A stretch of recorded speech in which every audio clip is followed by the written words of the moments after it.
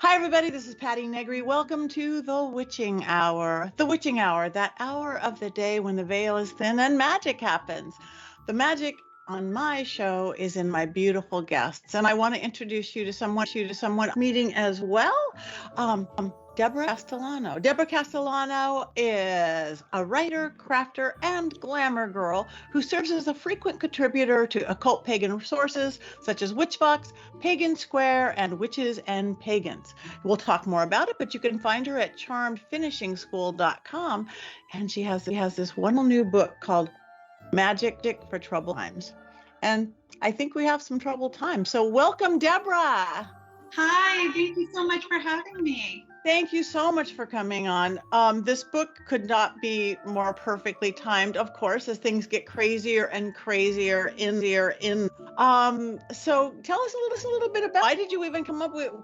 I mean, I guess it's a big why. Was this one of those? Wow, life is crazy. I better talk to witches because nobody does this. Right. And that's feedback I've gotten a lot about this book in particular, and I'm excited to have been providing that. In the beginning of pandemic, I was laid off, and I had meant to write a little chapbook. I have some editor friends who were willing to help me do the back end of things, but I kept writing, and as my little nephew, who I was tutoring at the times, figured out that this was going to be a real book, and it just kept flowing from there. That's beautiful. I just got it and I'm just going through it, but you have everything from recipes and grounding and spells and even worksheets in here. So say somebody goes, okay, I can't take this anymore because we try, and again we are magical ones who create our reality, but again we've passed 2 years into this pandemic. There's so much fear base, there's so much base. So explain how somebody would go, I can't take this anymore, I need to go, what should I do? Sure. I had very over-optimistically thought by the time the book was actually released, I'd be talking about more personal issues like divorce and death and things like that, job loss and all of that. But, the world keeps being the world. And there's still also plenty of global things to choose from as well. And it's meant to kind of walk you through from when you've gone through something that's difficult, to getting back on your feet, to deciding where to go, to starting to refocus your life. That's good. Well, with this pandemic, there is more death, obviously, and there's a lot more divorce. A lot of people just could not handle that sequester house together. I know so many people who broke up, like even long-term relationships. Yes.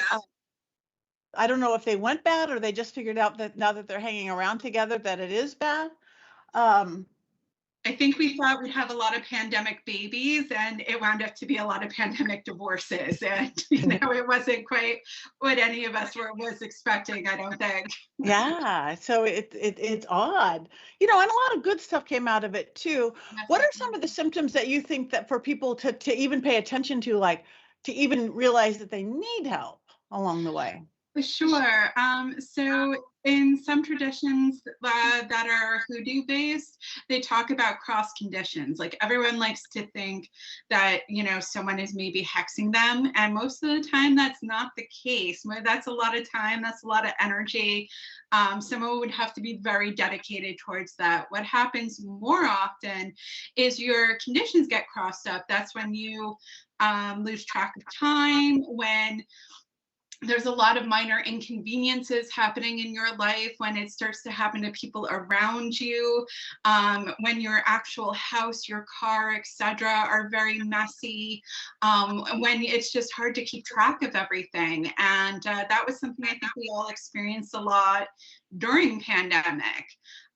Because time was very weird then. And I think that's a good way to think about if you need that, if you feel overwhelmed a lot, if you feel like you're having trouble figuring out what to do next.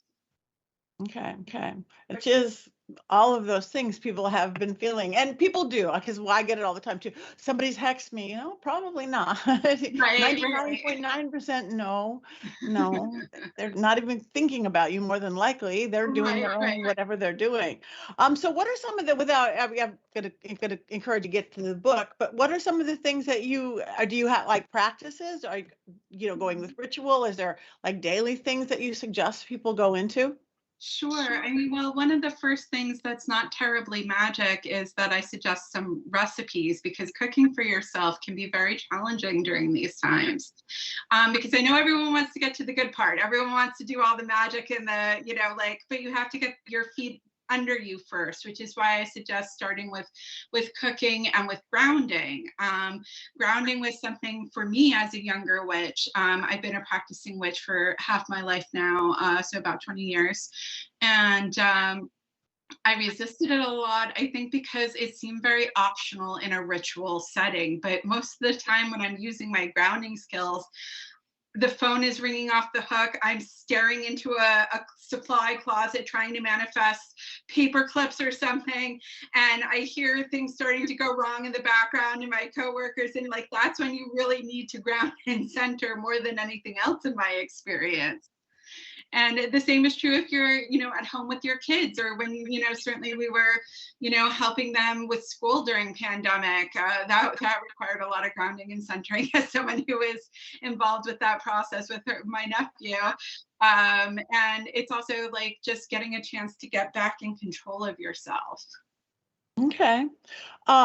So it's, I see you have whole sections on healing and ritual, and I do like that you do have sustenance, and you call it sustenance. So, do you are part of that, like the kind of recipe, the ingredients in the recipes are part of what's grounding for you? So magical cooking, kind of kitchen witchy stuff along the way. Right. Right, exactly. And then, once you start to feel a little more healed and you have more good days than bad days, that's when we can start focusing on other things like, your finances, like, doing all of the tasks that still need to be done because, like, God forbid someone died in your life, you have to deal with the lawyers and the probate and the funeral arrangements and then everything that comes after it. And oh, yeah, grief, Yeah.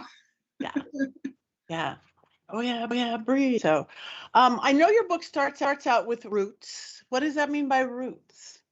I mean, that was one of the first ways I was introduced to witchcraft was the idea of grounding through your roots and into the ground itself. And I think it's a matter of finding those. And in that, I share some of my personal experiences, in finding my own roots when my mother and my sister and I took a trip to Sicily, where my ancestors are from. And we had no idea what to expect. My sister had been there a little bit as a flight attendant, but my mom hadn't. And her mother and father were from there. And, like really getting into that, but also the actual experience of physically rooting yourself into the ground and starting to grow those tentative shoots. And, roots we think of as very deep and firm, but they're not at the beginning. And that's a good thing because from there, that's when we can start to, like, if we need to kind of pull them up real fast, because it's not working, it's very easy to do at that point. So, like, maybe you shoot a few roots into the ground and they're not the right ones, and that's okay. You can pull them right out and try again. Oh, that's brilliant. I've never thought of that or looked at it that way before. So do you get people to get out in nature a lot, well, if when possible?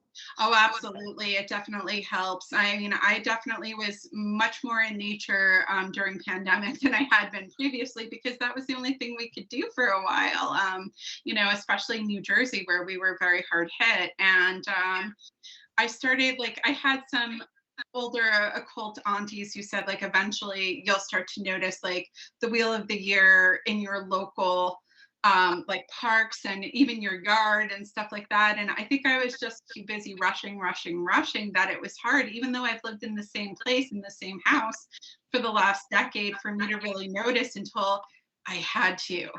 I really had to, because there was nothing else to do, you know, and it was a very powerful experience, and it's changed how I am even now. Like, I really like being outdoors, even when it's cold, even when it's, you know, not ideal weather, whereas before it was like, oh, 90 degrees, no thank you, you know. I love that. Yeah, I'm an outdoorsy girl too, and we had moments that we even though they said outside, but they closed down all the outside places I went to, and that was like horrible. But it's all good now. It's all coming back. You do talk about a lot about healing in your book too. So are you go into like emotional, spiritual, physical? Do you address the different things along the way? I do a bit. I mean, obviously, of course, you know, I'm a very practical girl. Like, if something traumatic has happened, you may need some professionals in your life, and that's okay. But there is stuff you can do for yourself as well, even if you are working with professionals. And, you know, to take that time to get recentered into your own body, to take that time to figure out where have things gone off track, and what can you do to bring them back. I mean, like, I've said a lot in some of my earlier writing that, you know, there's kind of two ways to look at it. If you have a ramen stand in Tokyo, either you're waiting around for Godzilla, you know, which is something you can't control, who's going to stomp on your ramen stand, and there's nothing you can do, and, you know, you're just kind of flailing around. Or you could be like, you know, I let my sister run it on Tuesdays and Wednesdays, and she's kind of not like the best salesperson. Her noodles are thick, you know, maybe my water isn't the greatest. Those are things you can control. And bringing that locus of control back to you, both psychologically and magically, is very important there, because then you can be like, okay, you know, like, let's say I'm going through a breakup, you know, maybe that had to happen.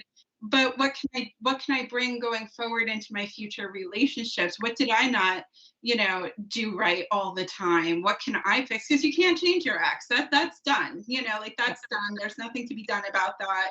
But you can change what you do moving forward. You can change how you're processing grief with the loss of a loved one. You can work on, you know, like, your career path if you're in a field that's drying up, or whatever situation is going on. I mean, pandemic was also very hard on small business, you know. Oh, I know. Living in LA, it's like they're gone, they're gone, they're gone, gone. Looking at things like that. So you said you've been practicing witch for half of your life. So you were young when you started, because you're still young. So tell us about your path a little bit. How did you end up here? Beautiful, so, glamour, you know, beautiful. It's a very troubled time situation for me. My dad had passed when I was 18, and I was in college, and I was taking a lot of religion courses, because obviously academia would solve that. You know, like, I was also going to therapy, but, you know, like, I was like, okay, so one of the classes I was taking, we needed to go to a religion that was different than our home religion. I was raised Roman Catholic, and one of my friend's stepmothers was a very big feminist, and I was interviewing her for another course I was doing, and I mentioned that I need to go to, like, a different religious service, and she said, well, I have a circle, would you like to come? And from there, it just all started, you know, kind of making sense and getting together. Along the way, I picked up some druidry practice, and in terms of, like, what I was doing in group settings, but I also did my own explorations as well. Yeah. So did you end up a druidic path, or you eclectic, or? Yeah, I'm more eclectic than anything else. I have, like, Dianic Wicca in my background. I have ADF druidry in my background. I have a lot of that kind of thing. You know, also influenced by, like, you know, other things like hoodoo, because that's an American practice that started here, you know, and was very based in immigrant work and all of that, and also people who didn't want to be here so voluntarily, you know. So stuff like that, you know, was definitely stuff I was considering, because I wanted to connect to something more locally. I know a lot of people get very caught up in you know, like, what their heredity background is, but I'm adopted, so I don't know. You know, like, that was never important to me. It was more important to me, like, what felt right and what went with things. And, you know, eventually I kind of started to come back a little bit to folk Catholicism through that too. And, you know, like some of the more like, you know, what's not fun about magical dead people aspect of it, you know, like that part, you know, versus like the church, you know, it was more like, you know, all these weird saints and cool stuff that happened in the very beginning, you know. Well, I know, again, I wasn't raised with anything, and I just went to everywhere and ended up here too. But Catholic seems the closest to the pagan. They frankincense, myrrh, censers, ritual. It's like, yeah, it's you know, a little dressed up differently, but absolutely. I was like, I don't know how you didn't expect me to wind up here, you know, like yeah, it's pretty much the same holidays, just different. We're doing all this stuff. So and yeah, ancestry it's funny because I thought I was one thing because where my grandfather was from, like Turkish, and then my mom's side is all the Irish English. But now that we have all this DNA stuff, number one, I'm a mutt. I'm from every part of the world, but it's ever changing.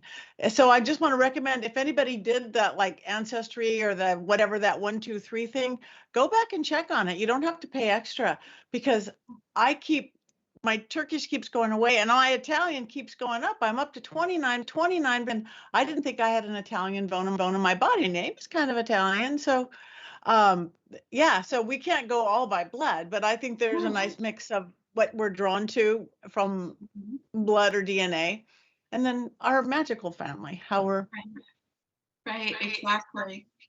So I know you have spells and rituals. Are spells a part of your life and your healing practice in this troubled times?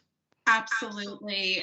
One of the first things when this all started happening that I did is I don't generally do this because I feel like, you know, as we say in some of my groups, that it's a little bit pissing in the ocean, but I was taking everyone who had a petition, I was lighting candles on my altar for all of them, and I had all of their petitions and offerings for all of them. And you know, like I had it all on a cake stand, and the cake stand broke in half. And now I'm not usually one of those people who see signs everywhere. I'm very grounded and boring that way. But you know, I was looking at this and I was like, oh God, what does this mean? Because, you know, it's the beginning. Nobody knows. And I'm cleaning up all this glass, and there's glass everywhere. And I'm like, at the same time, nothing important on my altar was broken. It was a big mess. It was difficult to deal with. It was not what I wanted to do that day. But at the end of the day, you know, nothing was broken too badly. And I know that's not true for everyone. I know people lost people in the pandemic, of course. Like my husband is a nurse on the front line, was a nurse on the front lines, and now he's in hospice. So I know, like, works in hospice. I'm always told to correct that, you know, that's a very important distinction. Nurse in hospice, not in hospice himself. Yeah. So that is sort of a lot to let. I'm dealing that with brother right now, who I got him through 2.5 years, and now he got COVID in a home because he's got dementia. It's like, yeah, that was so we are dealing with things. So what are some of your easier, without giving away your whole book, say somebody's going, okay, we've got this going, it is my relationship, or it is this thick. Do you like give workshops? Okay, maybe you should do this kind of a thing or that kind of a thing. Is it simple little do-at-home rituals to start them out? Absolutely. Just to give my people a little better handle on. That's a lot of my background was very simple things, and sometimes simple things do mean the most. Like when COVID was spreading more, like the lighting candles for everyone I knew who had it was very important to me. And that's a very simple thing. You can always light a candle and dress it very simply, like with an oil to give you strength, to give you like some self-love, to give you whatever it is you need to get through this, and adding like a color through like mica or herbs, you know, to it. It can be as simple or as elaborate as you want, as much as, you know, we all like the very Hollywood image of a witch where it's this time and we have all these things, you know, like I'm usually rummaging around my pantry like a squirrel, you know, looking for stuff because you're not expecting it at that moment. You're like, oh God, what do I do? And I think there's nothing wrong with that. You know, you can always use a bit of cinnamon to speed things up. You can always use a bit of lavender to calm things down. You can always use a bit of rose to like bring that self-love back to yourself. And sometimes the simplest things are the most important and the most meaningful. Yeah, I agree. And we use what we have. Yes, yes. This will work. This will work. Boom, boom, boom. So I also, because I'm a moon girl, I do things by moon cycles even more than astrology. So I do notice you do a lot of moon work. What's some of your thoughts on that specific? I too am a moon girl. I prefer the moon over astrology, generally speaking, just because I feel like there's a little more wiggle room. Like waxing and waning takes up a lot of the month, you know, which helps. Water, you know. Yeah, yes, yeah. I know we have stars, but we're water. Yeah, exactly. And I just really like you know, the full moon and being present with it. And that's why, you know, there's some ritual work in there about like you get rid of things during, you know, one part of the moon and then you're bringing stuff in because you don't want to create that vacuum. And the moon doesn't create a vacuum. You know, you're always waxing or waning. It doesn't stop. So, you know, like if you are taking some things out, things that are no longer serving you, you want to make sure you're putting something else back in because otherwise, you know, you just kind of have this hole in you and nobody wants that, you know? Yeah. Yeah. And that's good. People, even when I do clearings, do you talk about there's the space too a little bit, don't you, in here? Like where we're sitting, where you have to live, keeping that. Right. And, you know, for some people, you know, altar space is very accessible. Some people even have whole altar rooms. That's fabulous. And for some people, they need something very small. And one of the things I learned as a younger witch was, you know, the idea of creating the internal space because you can control that. Like, you know, if you live with your parents, you live with roommates, you live with maybe an unsupportive spouse, you know, whatever your situation is, you know, when you're creating that internal shrine, that's a place for you to go to no matter what's going on, you know. So I like that. And I like also like adding some intention, you know, like I think we were thinking of KonMari a lot during pandemic, you know, and I've done some of her methodology and it does work.